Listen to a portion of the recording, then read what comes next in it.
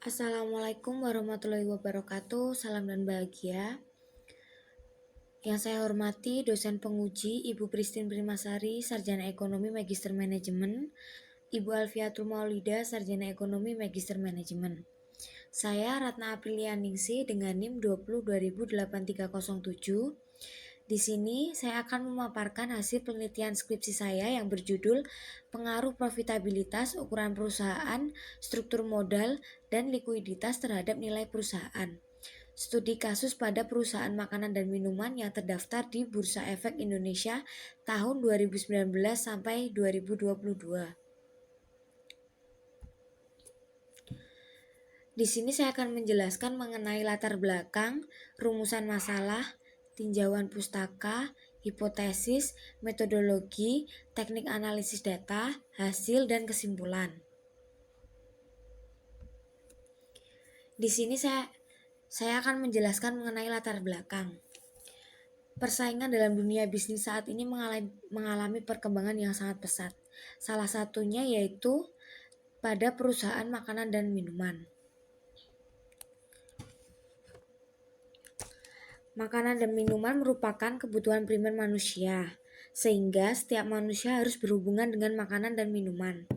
Semakin tingginya permintaan dan kebutuhan pangan masyarakat, maka menyebabkan perusahaan makanan dan minuman bermunculan. Dengan kondisi tersebut, mengharuskan perusahaan untuk meningkatkan kinerjanya agar lebih unggul dan melakukan inovasi produk maupun meningkatkan kualitas SDM untuk mencapai tujuan suatu perusahaan. Tujuan jangka pendek suatu perusahaan salah satunya adalah meningkatkan nilai perusahaan. Nilai perusahaan merupakan indikator yang mencerminkan kondisi perusahaan dan tujuan dari perusahaan tersebut tercapai atau belum. Banyak faktor yang mempengaruhi nilai perusahaan, di antaranya yaitu profitabilitas, ukuran perusahaan, struktur modal, likuiditas, dan masih banyak yang lainnya. Yang pertama di sini saya akan menjelaskan mengenai profitabilitas. Profitabilitas sendiri merupakan tingkat kemampuan perusahaan untuk mengukur efektivitas manajemen yang dihitung oleh laba yang dihasilkan oleh penjualan investasi perusahaan. Yang kedua ada ukuran perusahaan. Ukuran perusahaan sendiri merupakan semakin besarnya ukuran suatu perusahaan, maka semakin besar pula modal yang diinvestasikan di berbagai jenis usaha. Semakin besar ukuran perusahaan, maka akan lebih mudah untuk memperoleh dana yang digunakan untuk operasional perusahaan. Yang ketiga ada likuiditas. Likuiditas sendiri merupakan kemampuan perusahaan dalam membayar kewajiban jangka pendeknya.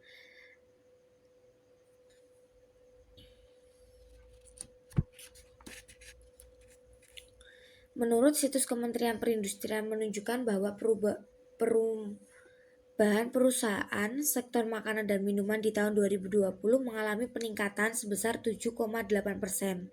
Pada tahun 2019, peningkatannya sedikit lebih rendah dibandingkan dengan tahun 2018, yang sebesar 7,9%. Fakta bahwa investasi bisnis makanan dan minuman pada tahun 2019 mengalami penurunan. Investasi asing turun sekitar 2%, sementara pada investasi domestik turun sekitar 6%. PT Indofood Sukses Makmur Tbk merupakan salah satu perusahaan makanan dan minuman yang terdaftar di Bursa Efek Indonesia dan memiliki cabang hampir di semua daerah yang berada di Indonesia. Pada tahun 2022, PT Indofood Sukses Makmur Tbk mencatat pendapatan sejumlah 80,62 triliun pada kuartal 3 sampai 2022. Pendapatan naik 11% dibandingkan tahun sebelumnya sejumlah 72,81 triliun dengan periode yang sama. Sejalan dengan kenaikan pendapatan, maka laba usaha perusahaan juga naik 16% secara tahunan menjadi 14,18 triliun dan margin usaha meningkat menjadi 17,6% dari tahun sebelumnya yaitu 16,8%. Kinerja yang positif mendorong kenaikan harga saham PT Indofood Sukses Makmur Tbk yang tidak langsung menaikkan nilai perusahaan. Berdasarkan fenomena di atas, penelitian ini dilakukan untuk mengetahui dan mengkonfirmasi hasil studi perusahaan makanan dan minuman yang terdaftar di Bursa Efek Indonesia pada tahun 2019 sampai 2022. Penelitian dengan topik tersebut menarik untuk diteliti karena adanya ketidakkonsistenan dan keberagaman hasil dari pengaruh profitabilitas, ukuran perusahaan, struktur modal, dan likuiditas terhadap nilai perusahaan yang diperoleh dan dari penelitian sebelumnya. Selanjutnya, saya akan menjelaskan mengenai rumusan masalah. Yang pertama, apakah profitabilitas ROA berpengaruh terhadap nilai perusahaan pada perusahaan makanan dan minuman yang terdaftar di Bursa Efek Indonesia pada tahun 2019 sampai 2022? Yang kedua, apakah ukuran perusahaan berpengaruh terhadap nilai perusahaan pada perusahaan makanan dan minuman yang terdaftar di Bursa Efek Indonesia pada tahun 2019 sampai 2022? Yang ketiga, apakah struktur modal berpengaruh terhadap nilai perusahaan pada perusahaan makanan dan minuman yang terdaftar di Bursa Efek Indonesia pada tahun 2019 sampai 2022? Yang keempat, apakah likuiditas berpengaruh terhadap nilai perusahaan pada perusahaan makanan minuman yang terdaftar di Bursa Efek Indonesia pada tahun 2019 sampai 2022? Yang selanjutnya, di sini saya akan menjelaskan mengenai tinjauan pustaka. Yang pertama ada nilai perusahaan. Nilai perusahaan sendiri merupakan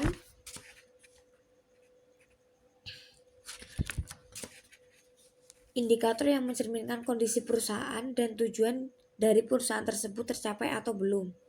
Nilai perusahaan merupakan hal yang sangat penting karena berkaitan terhadap kemakmuran para pemegang saham apabila dalam perkembangannya harga sahamnya meningkat. Nilai perusahaan dapat dilihat melalui nilai pasar atau nilai buku dari ekuitas perusahaan, dan ini berkaitan dengan bagaimana harga saham perusahaan meningkat. Selanjutnya ada profitabilitas.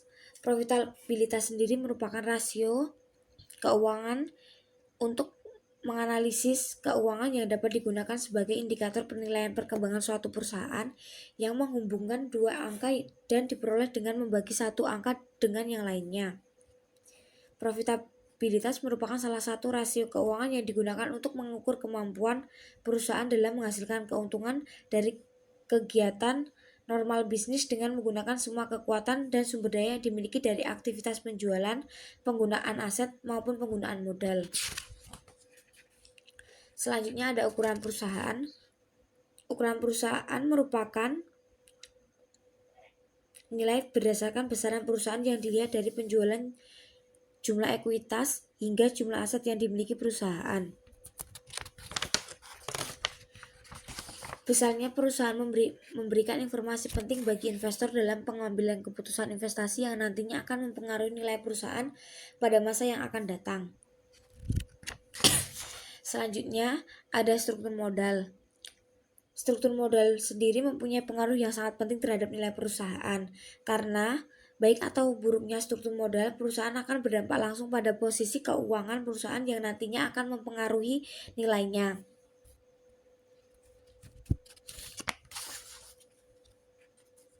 Tujuan utama manajemen struktur modal adalah mengumpulkan atau menggabungkan sumber pembelanjaan permanen sehingga perusahaan dapat memaksimalkan harga saham perusahaan. Yang terakhir ada likuiditas. Likuiditas sendiri merupakan salah satu istilah ekonomi yang digunakan untuk menunjukkan posisi keuangan atau kekayaan sebuah perusahaan. Tingkat likuiditas perusahaan biasanya dijadikan sebagai tolak ukur untuk mengambil sebuah keputusan di perusahaan. Rasio likuiditas merupakan kemampuan perusahaan dalam memenuhi kewajiban atau membayar utang jangka pendeknya. Sebuah perusahaan yang memiliki likuiditas tinggi, maka semakin tinggi nilai perusahaan tersebut. Karena investor menganggap bahwa perusahaan dengan likuiditas yang tinggi memiliki kinerja perusahaan yang lebih baik.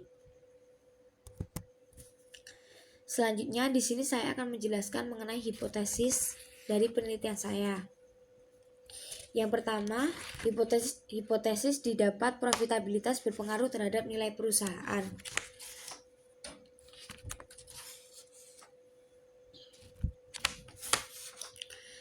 Hal ini sesuai dengan penelitian yang dilakukan oleh Raja Guguk et al. Pada tahun 2022 yang menunjukkan bahwa profitabilitas memiliki pengaruh positif terhadap nilai perusahaan. Searah dengan hasil penelitian Amanda dan Musri pada tahun 2020 dan Iman et al. 2021 menyatakan bahwa profitabilitas berpengaruh positif dan signifikan terhadap nilai perusahaan. Yang kedua, ada ukuran perusahaan berpengaruh terhadap nilai perusahaan sesuai dengan penelitian yang dilakukan Kusna dan Satiji pada tahun 2018 yang menyatakan bahwa ukuran perusahaan berpengaruh positif signifikan terhadap nilai perusahaan sejalan dengan penelitian Yanti dan Dharmayanti pada tahun 2020 yang menyatakan bahwa ukuran perusahaan berpengaruh positif signifikan terhadap nilai perusahaan. Yang ketiga, ada struktur modal berpengaruh terhadap nilai perusahaan. Hal ini sejalan dengan penelitian Sari et al. Yang menyatakan bahwa struktur modal berpengaruh positif terhadap nilai perusahaan. Dan yang terakhir, ada likuiditas berpengaruh terhadap nilai perusahaan. Hasil penelitian ini sejalan dengan penelitian Imam et al. 2021 menyatakan bahwa likuiditas berpengaruh terhadap nilai perusahaan. Yang selanjutnya, saya akan menjelaskan mengenai metodologi dari penelitian saya. Penelitian ini bersifat deskriptif kuantitatif. Menurut Ari Kunto 2013, metode kuantitatif sesuai dengan namanya banyak menuntut menggunakan angka mulai dari pengumpulan data, penafsiran terhadap data tersebut, serta penampilan dari hasilnya. Penelitian deskriptif bertujuan untuk menggambarkan keadaan atau nilai satu atau lebih variabel secara mandiri. Dengan metode ini dapat mengukur bagaimana pengaruh variabel profitabilitas, ukuran perusahaan, struktur modal, dan likuiditas terhadap nilai perusahaan dengan jenis data yang digunakan yang yaitu merupakan jenis data sekunder yang datanya diambil pada web Bursa Efek Indonesia. Selanjutnya ada teknik analisis data. Yang pertama ada analisis deskriptif, uji normalitas, uji multikolinearitas, uji heterokedastisitas, uji autokorelasi, analisis regresi, uji koefisien determinasi, uji F, dan uji T. Untuk analisis deskriptif sendiri merupakan analisis yang digunakan untuk menganalisis data yang terkumpul sebagaimana adanya tanpa bermaksud membuat kesimpulan yang berlaku umum.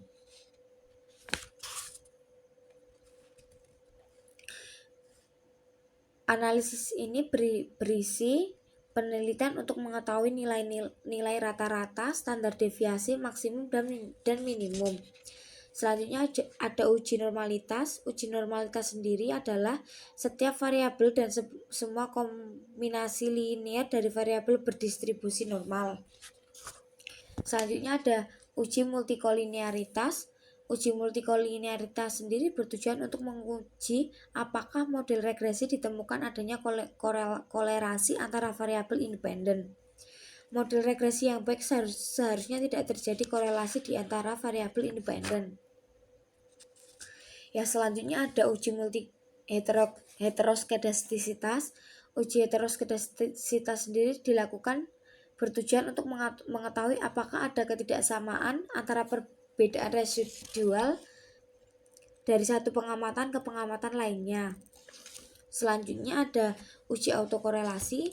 Uji autokorelasi digunakan untuk menguji apakah dalam regresi linear ada korelasi antara kesalahan pengganggu pada periode T dan periode T-1. Selanjutnya ada analisis regresi. Analisis regresi yang digunakan dalam pengelolaan data penelitian adalah analisis regresi linear berganda atau multiple linear regression. Selanjutnya ada uji koefisien determinasi. Koefisien determinasi adalah perhitungan untuk mengetahui seberapa tinggi presentasi yang dihasilkan oleh variabel independen dalam mempengaruhi variabel dependen. Selanjutnya ada uji F. Uji F sendiri dilakukan untuk mengetahui apakah variabel independen mempengaruhi variabel dependen dengan tingkat signifikan 5% sama dengan 0,05. Selanjutnya ada uji T. Uji T digunakan untuk menguji pengaruh variabel independen terhadap variabel dependen secara parsial. Jika nilai signifikansi 0,05 lebih kecil dari taraf signifikansi A sama dengan 5%, maka terdapat pengaruh yang signifikan antara variabel independen terhadap variabel dependen. Selanjutnya di sini saya akan membacakan hasil dari analisis uji data. Yang pertama ada analisis deskriptif. Dihasilkan bahwa variabel profitabilitas diproksikan dengan return on asset memiliki rentang nilai terendah negatif 0,216 dan tertinggi 0,607. Salah satunya perusahaan makanan dan minuman dengan nilai terendah adalah PT Sentra Food Indonesia Tbk. Yang kedua, variabel ukuran perusahaan diproksikan dengan film size memiliki rentang nilai terendah 25,351 dan tertinggi 32,826. Yang selanjutnya ada variabel struktur modal yang diproksikan dengan debt of equity ratio memiliki rentang nilai terendah negatif 2,127 dan tertinggi 1,456. Selanjutnya ada variabel likuiditas yang diproksikan dengan current ratio memiliki rentang nilai terendah 0,411 dan tertinggi 22,623. Yang kelima ada variabel nilai perusahaan yang diproksikan dengan price to book value memiliki rentang nilai terendah 0,000 dan tertinggi 7,986. Selanjutnya ada uji normalitas. Dihasilkan bahwa nilai asimptotik signifikan yaitu 0,200. Keadaan ini menunjukkan hasil pengujian lebih dari 0,050, maka dapat disimpulkan bahwa sebaran data ini adalah normal. Yang selanjutnya ada uji multikolinearitas.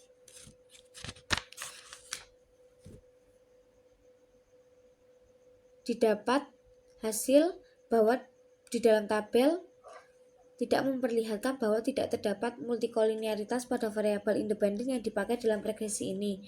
Terbaca dari nilai toleransi lebih dari 10% untuk variabel profitabilitas, ukuran perusahaan, struktur modal, likuiditas, dan nilai perusahaan.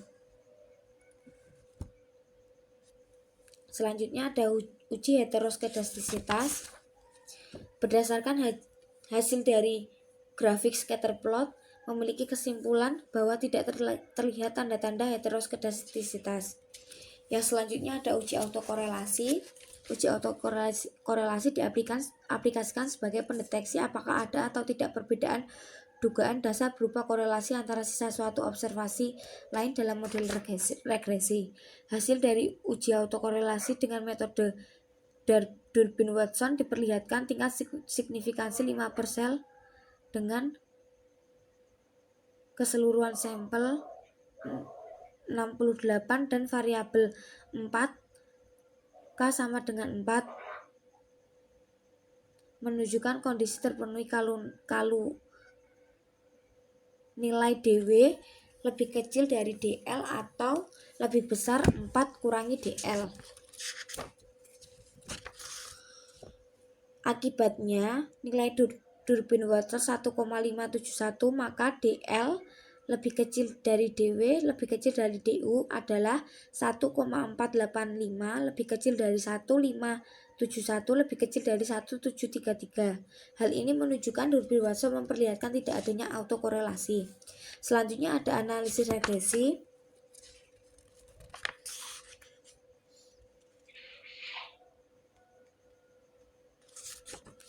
Hasil persamaan di atas diperoleh konstanta positif bernilai 3,106 yang artinya jika return on asset size, debt to equity ratio, dan current ratio mengalami kenaikan 1%, maka nilai perusahaan pada perusahaan makanan dan minuman mengalami kenaikan sebesar 3,106%. Jika return on asset size, debt to equity ratio dan current ratio dianggap tetap atau sama dengan 0.